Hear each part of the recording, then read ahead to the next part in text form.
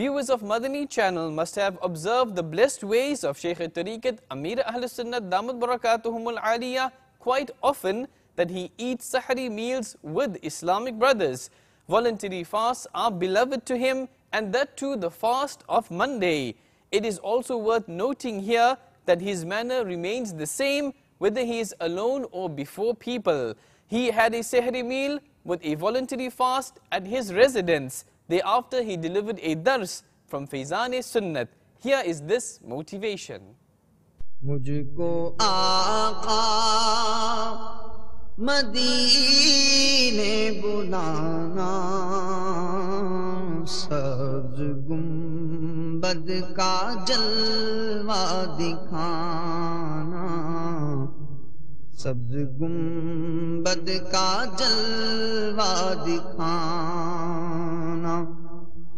تم نقاب اپنے رخ سے اٹھانا، اپنے سینے سے مجھ کو لگانا.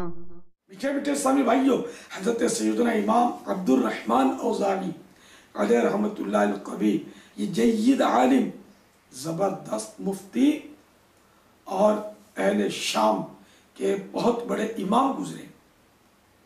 آپ رحمت اللہ تعالی علیہ نے 70,000 فتوے دیے. تبع تابعین میں سے تھے.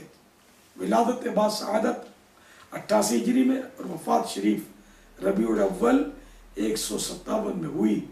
حضرت سیدنا امام اوزاعی رحمت اللہ تعالی علیہ فرماتے ہیں، میں نے ایک بار خدائے غفار کا خواب میں دیدار کیا.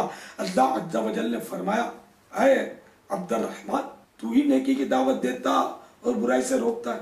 میں نے عرض کی، جی ہاں میرے پیارے پیارے پاک پروردگار، تیرے ہی فضل و کرم سے اس کی توفیق ملی ہے. میرے مولا، مجھے دنیا سے اسلام پر اٹھانا. اس پر اللہ عز و جل نے فرمایا، سنت پر بھی. حضرت امام اوزاعی علیہ رحمت اللہ القوی بیروت میں رہتے تھے. ایک مرتبہ بیروت کے حمام میں داخل ہوئے. حمام کا مالک بے خیالی میں دروازہ باہر سے بند کر کے چلا گیا.